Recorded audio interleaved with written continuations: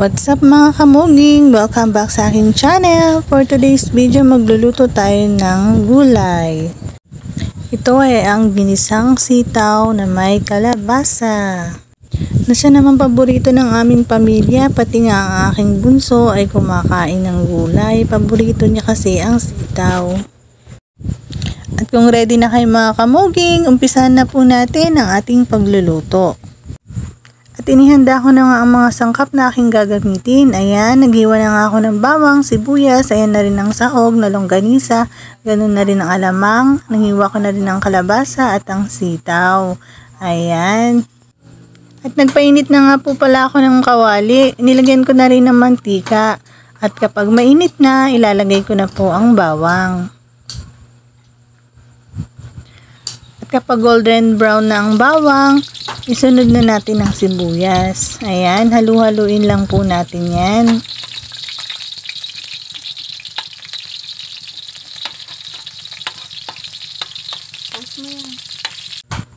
At pagkatapos, ipagilid natin ang mga ito, saka natin ilagay ang alamang. Ayan, tansyahin lang po natin, depende sa alat na gusto natin.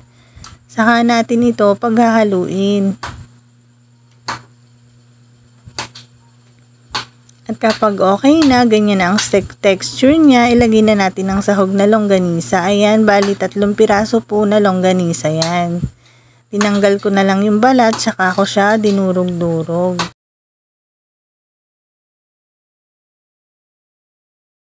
At kapag okay na, ilagay na natin ang kalabasa. Ayan, halu-haluin lang po natin yan, saka natin ito takpan.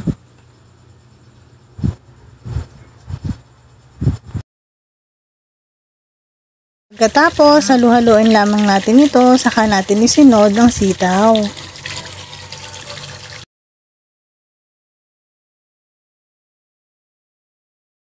At sa part na ito mga kamuging, titimplahan na natin ang ating gulay.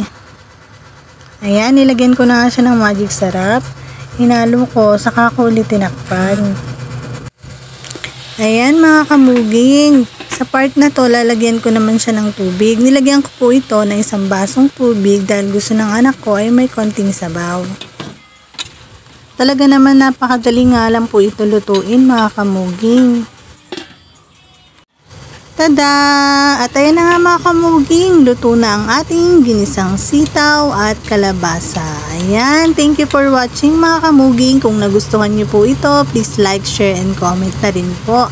Maraming salamat po sa inyong panonood. See you on my next vlog mga kamuging. Thank you and God bless!